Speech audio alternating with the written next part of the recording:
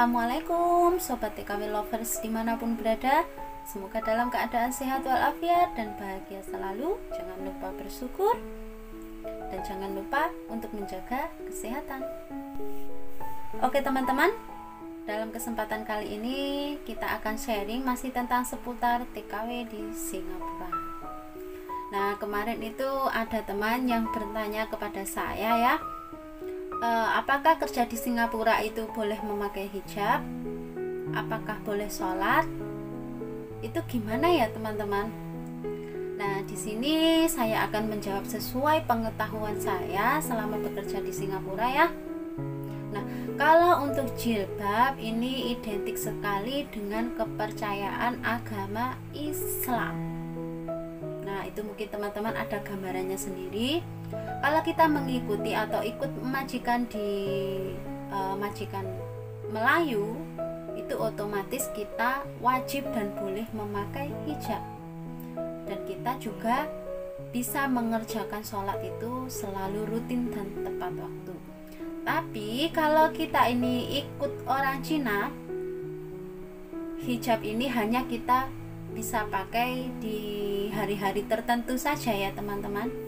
Jadi bukan hal yang yang perlu kita permasalahkan soal hijab ini ya. Meskipun kita orang Islam, tapi kita juga wajib untuk menghormati atau menyesuaikan diri di mana tempat kita tinggal. Jadi Allah itu Maha Tahu. Sedangkan kita itu niat ke luar negeri adalah bekerja, yang penting kita melakukan pekerjaan kita dengan baik, tidak membahayakan diri, itu tidak apa-apa. Itu kalau prinsip saya. Jadi nggak perlulah kita permasalahkan soal hijab ini. Nah, sekarang kita berpikir secara logika saja. Kalau majikan kita itu orang Cina, Angmoy atau ras lainnya, andai saja kita masuk di situ, kita memakai hijab seperti ini sambil bekerja, apa yang mereka pikirkan tentang kita? Sudah tentunya kita itu akan dilihat jadi orang yang sensitif. Nah, ini akan menimbulkan suatu argumen tersendiri sehingga tidak terjadi toleransi atau kerukunan di dalam rumah itu sendiri. Nah, ini pun tergantung majikan kita ya teman-teman. Tapi kalau bagi teman-teman yang masih non atau masih belum pernah bekerja di Singapura, jangan pernah khawatir lagi tentang masalah hijab ini. Yang penting kita bekerja di sini aman dan istilahnya itu majikan kita baik, itu oke-oke saja lah. Nanti masalah pakaian ini yang penting adalah kepribadian kita. Jangan pernah kita melihat seseorang itu dari segi penampilan saja. Mungkin teman-teman itu bertanya, kok kamu bisa memakai hijab seperti ini? Kok kamu bisa buat konten atau apa? Ya, karena saat saya memakai seperti ini atau membuat konten itu, majikan saya tidak ada di rumah teman-teman. Saya menunggu sepi dulu, nggak ada orang, baru bikin konten. Nah, tapi alhamdulillah majikan saya ini orang Cina Melayu.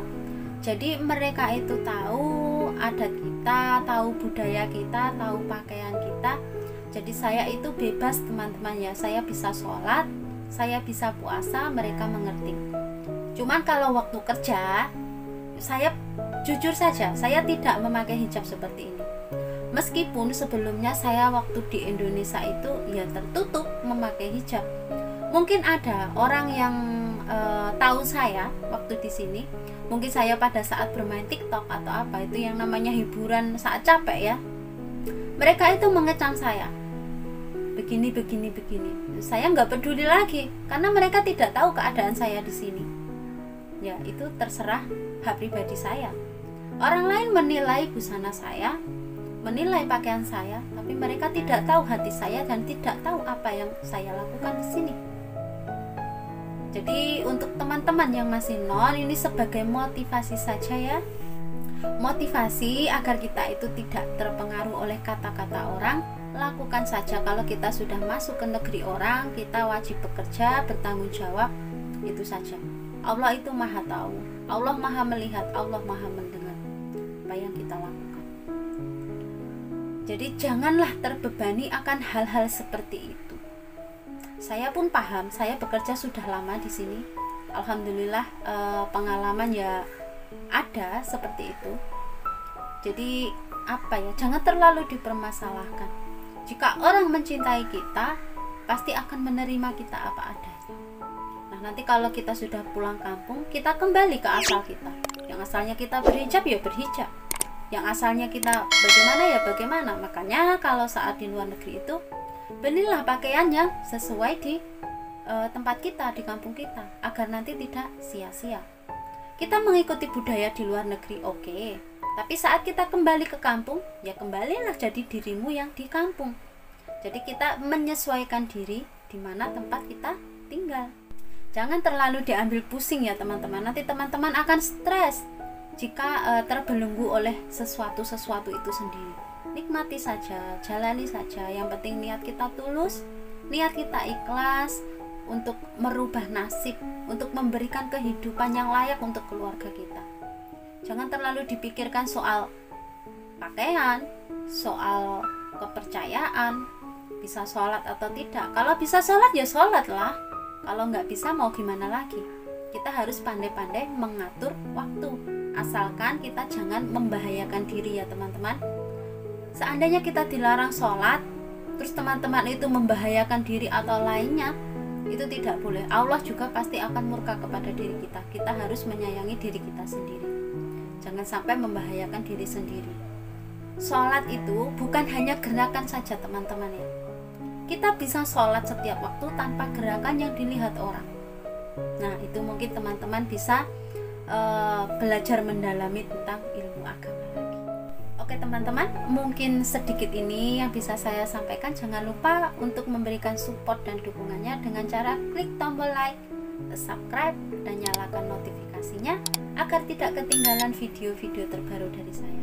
Bagi teman-teman yang ingin yang memiliki pertanyaan, saran dan kritik, feedback atau request, teman-teman bisa DM saya via Instagram saya di cinta_fitriaida, atau bisa juga di Facebook saya Cinta Cahayati.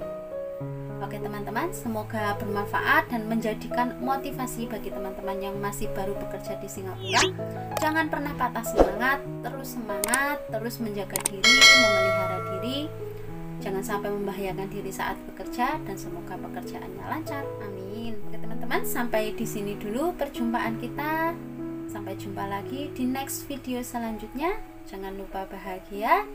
Bye bye. See you next time. Wassalamualaikum warahmatullahi wabarakatuh. Bye bye. It's been a long 6 years.